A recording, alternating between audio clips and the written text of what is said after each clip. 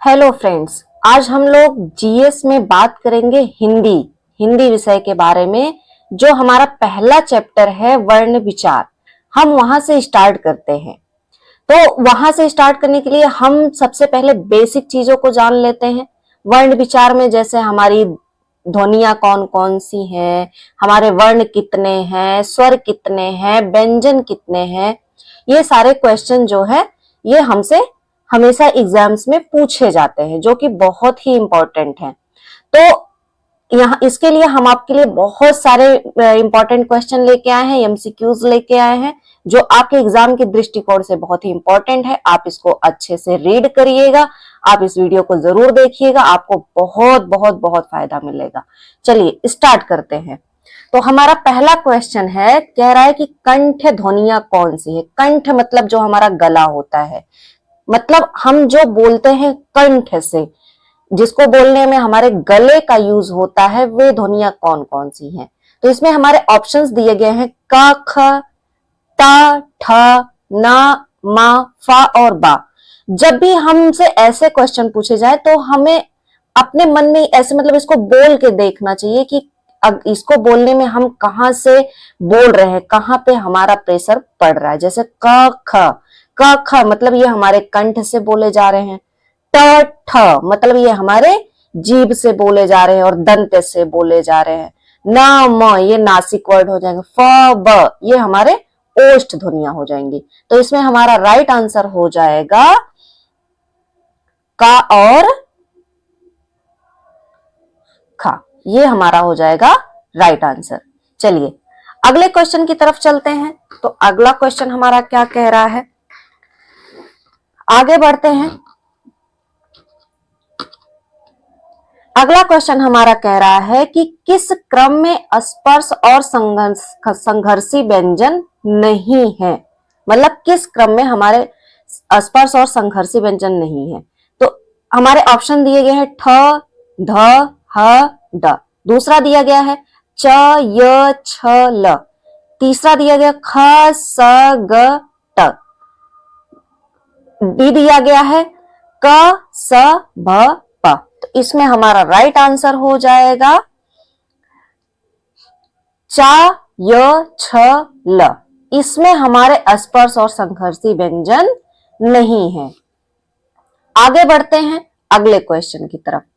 अगला क्वेश्चन क्या कह रहा है, अगला कह रहा है कि संयुक्ताक्षरों में उपयोग में लिए गए वर्णों के आधार पर सही जोड़ चुनिए। मतलब किन किन से मिलके बनाए गए हैं संयुक्त वर्णों को। जैसे ध, आधा ध और द, फिर उसके बाद द, फिर श, हा के नीचे आधा रा। तो हम इसमें ऑप्शंस देखते हैं आधा द और ध, मतलब इसमें सही ऑप्शन हमें चूज करना है। तो पहला दिया गया है द और धा, द है द और धा किन किन वर्णों से मिलकर बना है। तो इसमें हमारा राइट आंसर हो जाएगा ऑप्शन ए, यही हमारा राइट आंसर है। अगले क्वेश्चन की तरफ आगे बढ़ें। तो अगला क्या कह रहा है, अगला कह रहा है निम्नलिखित में से कौन सा उत्क्षिप्त व्यंजन है। उत्क्षिप्त व्यंजन मतलब फ, फ और फ, द, ड़ा और ढ़ा। ऑप्शन सी है ज और य, और लास्ट ऑप्शन है ड और ढा। तो इसमें हमारा उत्क्षिप्त व्यंजन कौन सा है, ऑप्शन हो जाएगा हमारा बी, ड़ा और ढा, मतलब ये हमारे उत्क्षिप्त व्यंजन है। अगले क्वेश्चन की तरफ आगे बढ़े। तो अगला क्या कह रहा है, अगला क्वेश्चन है कि जिह्वा तथा श्वास के अवरोध के आधार पर व्यंजनों को कितने भागों में बांटा गया है। जिह्वा तथा श्वास के अवरोध के आधार पर। तो इसका हमारा ऑप्शंस देखिए, हमारे ऑप्शन कह रहे हैं कि 2, 3, 7, 4। इसमें हमारा राइट आंसर हो जाएगा ऑप्शन डी 4। पहला है सघोष, दूसरा है अघोष, तीसरा है अल्प प्राण, और चौथा है महाप्राण। ये क्या है? ये हमारे जीवा तथा श्वास के अवरोध पर आधार पर व्यंजनों के भाग सघोष, अघोष, अल्प प्राण और महाप्राण। तो इसमें हमारा राइट आंसर हो जाएगा 4। अगले क्वेश्चन की तरफ आगे बढ़े। अगला क्या कह रहा है? अगला क्वेश्चन कह रहा है कि घ का उच्चारण स्थान क्या है? घ का उच्चारण स्थान क्या है?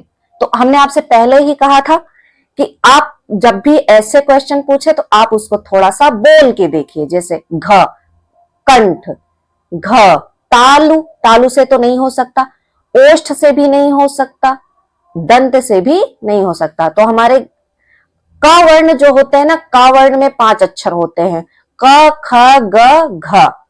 ये हमारे कंठ वर्ण है जो हमारे कंठ से बोले जाते हैं। तो ये हम इसमें हमारा राइट आंसर हो जाएगा ऑप्शन ए, कंठ। घ का उच्चारण स्थान है कंठ। अगले क्वेश्चन की तरफ आगे बढ़े तो अगला क्या कह रहा है? अगला कह रहा है निम्नलिखित में से घोष वर्ण के लिए कौन सा युग्म सही है? ऑप्शंस दिए गए हैं छ और त, ऑप्शन बी है च और थ, सी है स और फ, डी है ब और म। तो इसमें हमारे घोष वर्ण के लिए सही युग्म है ब और म। ये हमारा हो जाएगा राइट आंसर। अगले क्वेश्चन की तरफ आगे बढ़े तो अगला क्या कह रहा है कि वर्णमाला किसे कहते हैं? वर्णमाला किसे कहते हैं? वर्णों की एक माला, जैसे माला होती है उसमें बहुत सारी मोतियां होती हैं, उसी प्रकार अक्षरों या वर्णों के व्यवस्थित समूह को क्या कहते हैं? वर्णमाला। तो इसमें हमारा राइट आंसर हो जाएगा वर्णों के व्यवस्थित समूह को वर्णमाला कहते हैं। इसमें हमारा राइट आंसर हो जाएगा ऑप्शन सी। आगे बढ़ते हैं तो अगला क्वेश्चन कह रहा है कि क वर्ण का उच्चारण स्थान क्या है?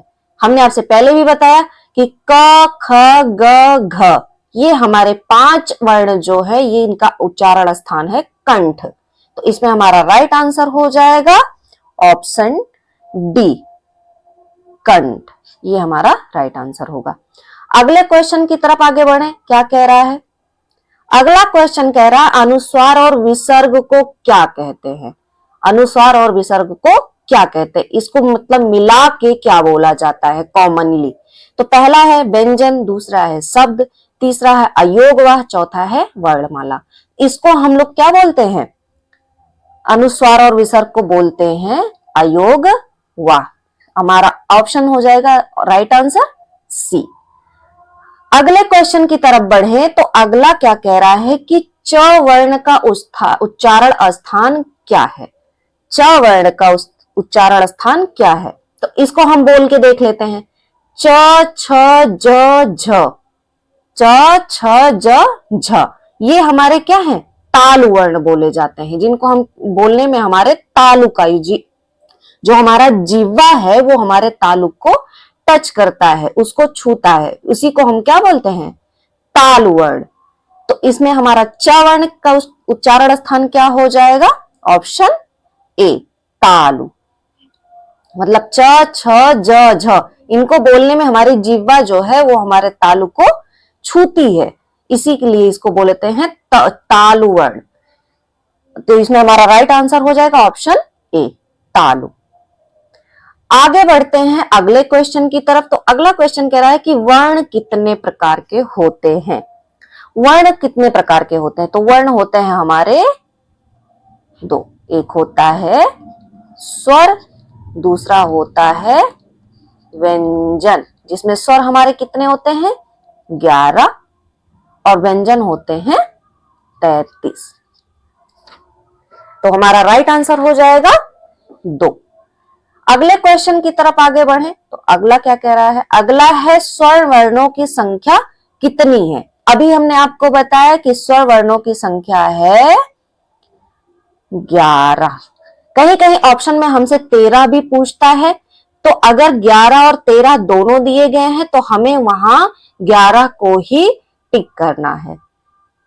13 को नहीं। अगर हमें ऑप्शन में 11 नहीं मिलता है और ऑप्शन में 13 दिया गया है, तब हमें जो है 13 को मानना है, नहीं तो 11 ही होते हैं। 13 जो है हमारे संस्कृत में माने गए हैं वर्णों की, स्वर वर्णों की संख्या। तो हमारा राइट आंसर हो जाएगा ऑप्शन बी।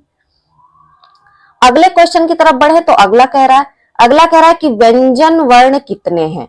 व्यंजन वर्ण होते हैं 33, मतलब 5 हमारे होते हैं वर्ग, जैसे क, च, क वर्ग,